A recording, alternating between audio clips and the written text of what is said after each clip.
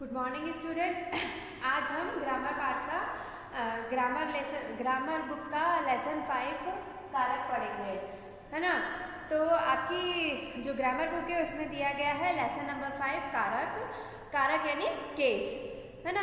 तो बच्चों, कारक किसे कहते हैं? जो शब्द संज्ञा या सर्वनाम का संबंध क्रिया से बताते हैं उन्हें हम कारक कहते हैं। क्रिया यानी कार्य, जो हम काम करते हैं वो होती है क्रिया। तो संज्ञा और सर्वनाम का संबंध यानी रिलेशन, जो काम हुआ उससे रिलेशन बताते हैं, उनको हम कारक कहते हैं।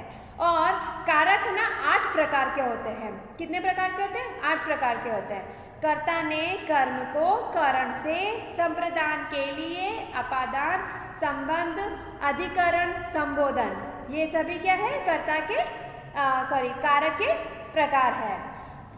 मैं आपको बताती हूँ। जैसे पहला है कर्ता।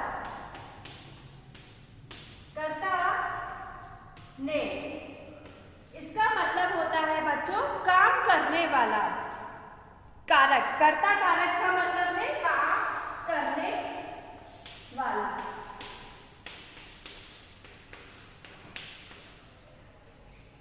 मतलब जिससे हमें पता चलता है कि काम करने वाला कौन है, उस काम करने वाले का पता चलता है, उसको हम कहते हैं कर्ता कारक। ओके, जैसे राम ने रावण को मारा, ये सेंटेंस है।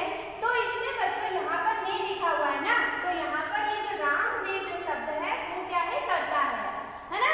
काम करने वाला कौन है? यहाँ पर रावण को किसने मारा? राम ने मारा।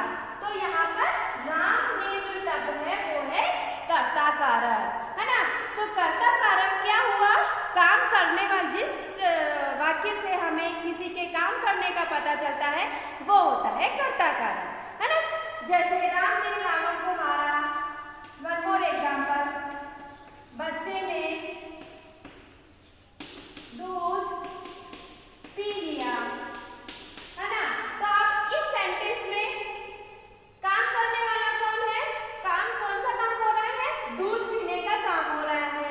और कौन कर रहा है? बच्चा कर रहा है।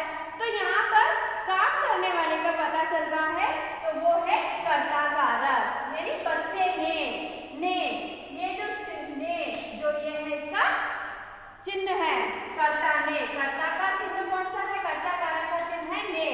तो इससे पता चलेगा हमें कि यह कर्ता कारक है। आया समझ में? तो कर्ता कारक क्या हुआ? काम करने वाला कर्ता कारक। जैसे राम ने रावण को मारा, तो राम ने कर्ता कारक है। बच्चे ने दूध पी लिया, तो बच्चे ने क्या है? कर्ता कारक है।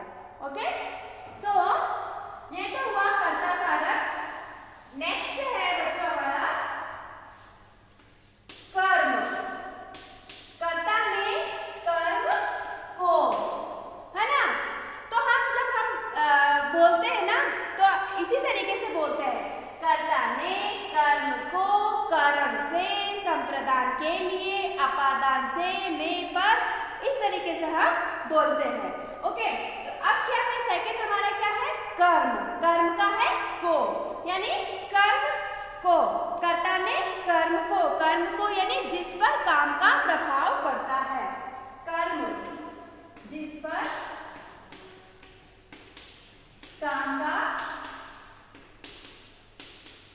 प्रभाव पड़ता है। तो बच्चों, कर्ता तो क्या हुआ? काम करने वाला, है ना। कर्ता किसे कहेंगे? काम करने वाला का पता चलता है, वो होता है कर्ता। और कर्म हुआ जिस पर काम का प्रभाव पड़ता है, उसको हम कहेंगे कर्म। जैसे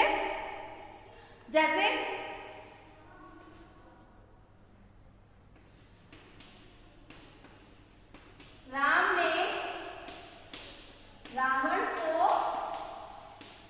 मारा, है ना। पहले मैंने लिखा था राम ने रावण को मारा, है ना। तो उसमें राम ने, अब किसको मारा? रावण को मारा। तो अब ये कर्ता का प्रभाव पर, जिस पर काम का प्रभाव पड़ता है, यानी अभी काम पर प्रभाव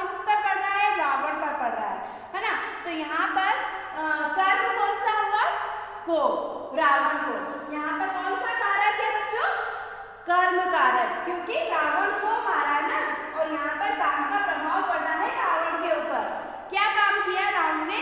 रावण को मारा, है ना।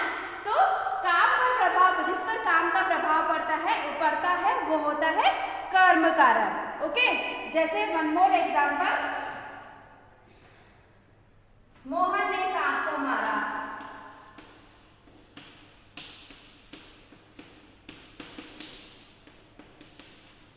है ना, तो अब मोहन ने किसको मारा? सांप को मारा। तो यहाँ पर काम कौन सा हो रहा है? सांप को मारने का काम हो रहा है, और काम का प्रभाव किस पर पड़ रहा है? सांप पर पड़ रहा है। तो इसीलिए यहाँ पर सांप को जो शब्द है वो क्या है? कर्म कारक है, यानी कर्ता ने कर्म को, यानी कर्ता ने कर्म को, है ना। यहाँ पर कर्ता ने और ये कर्म को हुआ ना। तो यहाँ पर ये क्या है? कर्ता, और ये क्या है? कर्म, यानी कर्ता क्या कर रहा है? सांप को मार रहा है। कर्ता यानी काम करने वाला। काम करने वाला कौन है यहाँ पर? मोहन। और मोहन क्या कर रहा है? सांप को मार रहा है। तो यहाँ पर कर्ता मोहन है और कर्म है सांप को। ओके, नेक्स्ट है, थर्ड है हमारा करण से। थर्ड है बच्चों करण से या द्वारा। से और द्वारा, यानी करण से और द्वारा, यानी जिसके द्वारा कर्ता काम करता है ना। जिसके द्वारा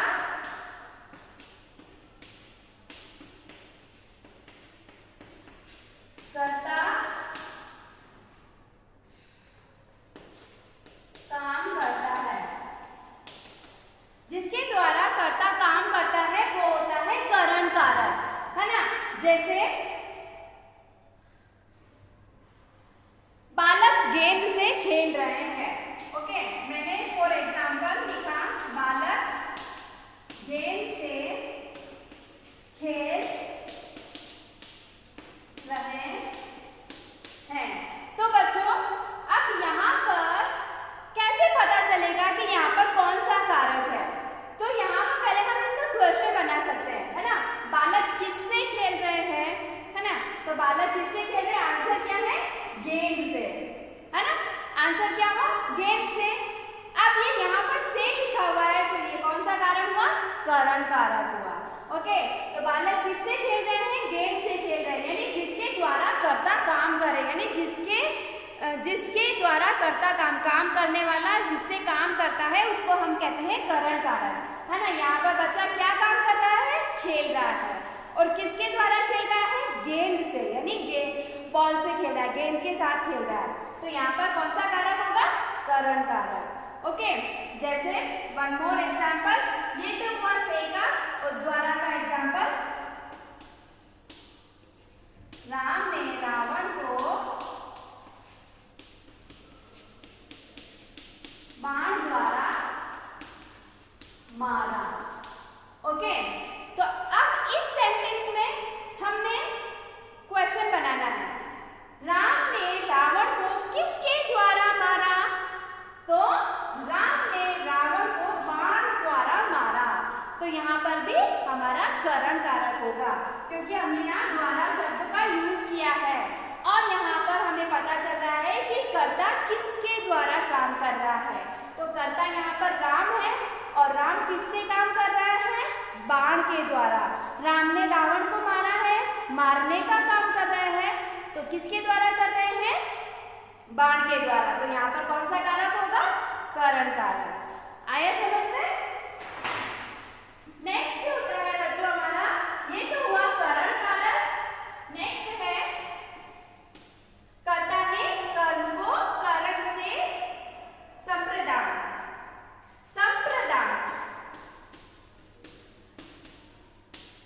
संप्रदान को के लिए,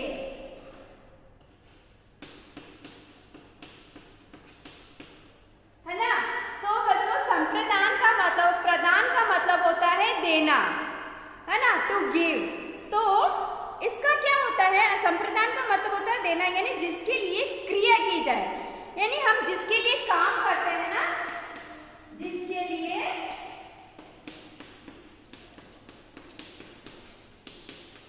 क्रिया की जाए, तो हम जिसके लिए काम करते हैं ना वो होता है संप्रदान। यानी हमें किसी को देना है, हम किसी को देना है, हमें किसी को कुछ चीज देनी है, तो वहां पर होगा संप्रदान कारक। ओके, या उसके लिए हम यूज करते हैं को और के लिए।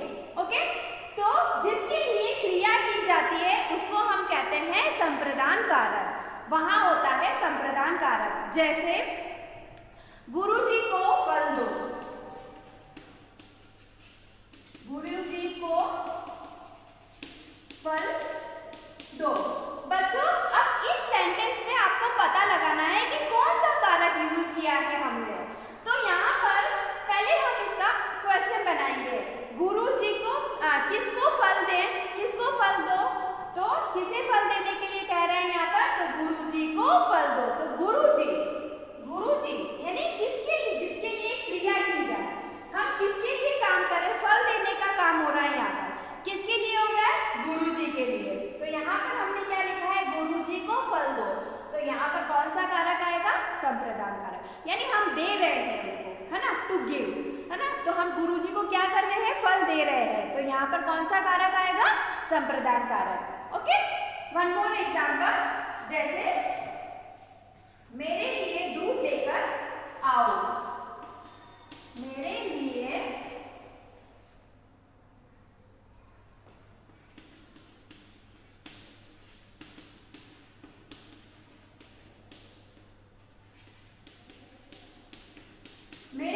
दूध लेकर आओ, तो यहाँ पर मेरे लिए दूध लेकर आओ, किसके लिए, मेरे लिए, है ना। तो यहाँ पर को और के लिए जो यूज करते हैं तो वो होता है संप्रदान, यानी हमें किसी को देना होता है ना, तो उसके लिए हम यूज करते हैं संप्रदान कारक। तो गुरुजी को फल देना है और यहाँ पर दूध लेकर आना है ना, तो यहाँ पर क्या आएगा, संप्रदान कारक आएगा। आया समझ में? नेक्स्ट आता है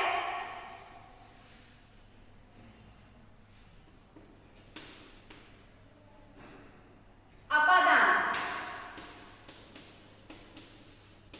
अपादान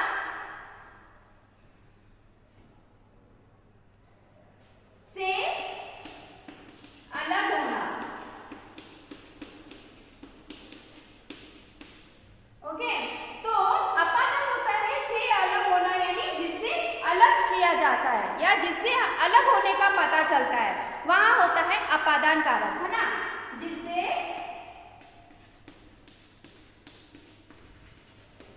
अलग किया जाए या फिर जिससे किसी का अलग होने का पता चलता है, तो वहां पर होता है अपादान कारक। ओके, जैसे फॉर एग्जाम्पल,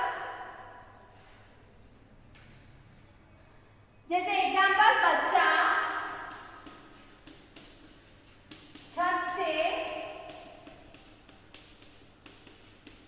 गिर गया, है ना, तो मैंने अभी यहाँ पर एग्जाम्पल लिखा बच्चों, बच्चा छत से गिर गया। तो अब हमें यहाँ पता करना है कि यहाँ पर कौन सा कारक यूज किया गया, तो हम क्या करेंगे, क्वेश्चन बनाएंगे। तो बच्चा कहाँ से गिरा, छत से गिरा, है ना, तो वो छत से अलग हो रहा है, यानी वो गिर रहा है, अलग होना, तो अलग होना यानी से, तो वहां पर क्या आएगा, अपादान कारक आएगा। ओके, समझ में आया? तो जहां पर किसी से अलग होने का बोध होता है, तो संज्ञा या सर्वनाम शब्दों का बोध होता है, अलग होने का पता चलता है, तो वहां पर हम क्या, अपादान कारक होता है। जैसे वन मोर एग्जाम्पल, जैसे बच्चा छत से गिर गया, संगीता पेड़ से पत्ता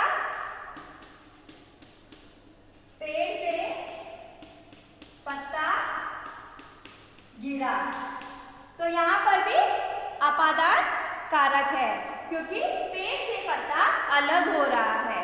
अंडरस्टूड? ओके, नेक्स्ट है सिक्स्थ, संबंध।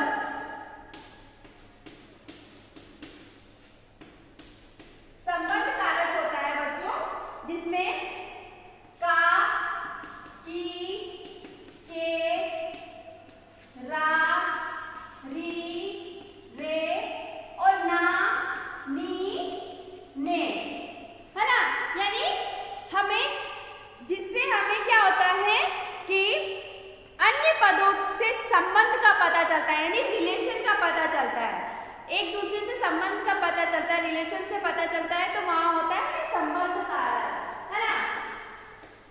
जैसे संबंध कारक का एग्जांपल मैं आपको बताती हूँ।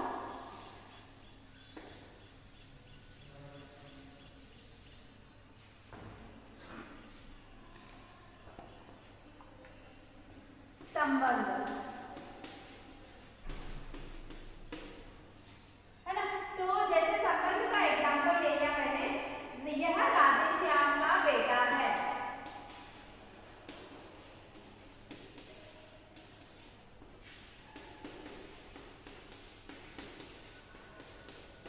ओके, तो अब यहाँ पर बच्चों क्वेश्चन बनाइए पहले कि वह किसका बेटा है। तो यहाँ पर राधेश्याम का बेटे से रिलेशन बताया जा रहा है ना।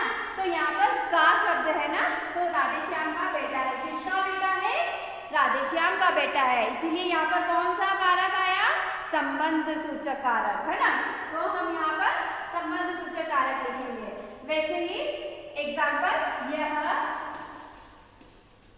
कमला की गाय है, और अब इन दोनों, इस सेंटेंस में गाय का कमला से रिलेशन बताया जा रहा है। किसकी गाय है, कमला की गाय है, तो यहाँ पर कौन सा कारक होगा, संबंध सूचक कारक होगा। आया समझ में। तो जिन शब्दों से हमें किसी का संबंध का पता चले तो उसको हम कहते हैं संबंध सूचक कारक। ओके, नेक्स्ट आता है अधिकरण। अधिकरण यानी में ऊपर, यानी क्रिया के आधार का बोध होना, है ना। जैसे क्रिया के आधार का बोध होना, क्रिया के आधार का बोध होना, यानी जो हम कार्य करते हैं, क्रिया होती है, उसका आधार कौन सा है उसका पता चलता है, तो वो होता है अधिकरण, है ना। जैसे एग्जाम्पल, भंवरा फूलों पर मंडरा रहा है। तो यहाँ पर क्रिया का आधार कौन सा है, यानी क्रिया करने वाला कौन है, भंवरा है, और भंवरा क्या कर रहा है, फूलों पर मंडरा रहा है, उसकी क्रिया यानी उसका काम कौन सा है, मंडराना। तो किस पर मंडरा रहा है, तो फूलों पर मंडरा रहा है ना। तो यहाँ पर क्या होगा, अधिकरण कारक होगा। आया समझ में। उसी तरीके से वन मोर एग्जाम्पल, कमरे में टीवी रखा है। तो अब टीवी कहाँ पर रखा है, कमरे में रखा है, तो टीवी का आधार क्या है, कमरा। तो क्रिया के आधार का पता चलता है, वो होता है अधिकरण कारक। अंडरस्टूड। वन मोर एग्जाम्पल, जैसे हरी घर में है। तो हरी कहाँ है, घर में है, यानी घर के अंदर है, तो यहाँ पर घर में है, अधिकरण कारक। आया समझ में। तो अधिकरण कारक का मतलब क्या होगा, क्रिया के आधार का पता चलता है, उसे हम अधिकरण कारक कहते हैं। और जैसे में और पर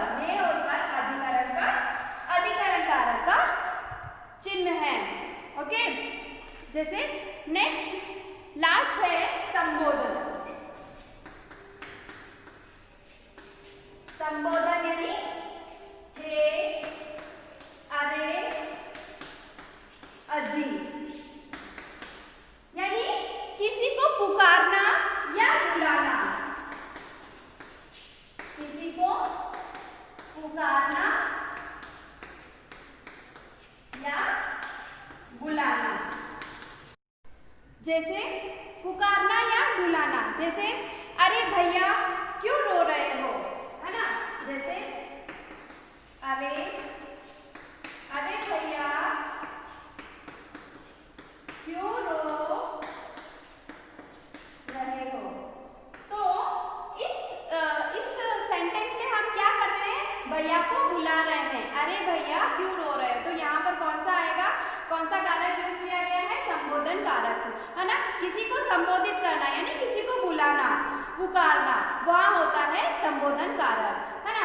जैसे गोपाल यहाँ आओ, तो अब इसमें कौन सा कारक यूज किया गया है? संबोधन कारक, क्योंकि हम गोपाल को बुला रहे हैं।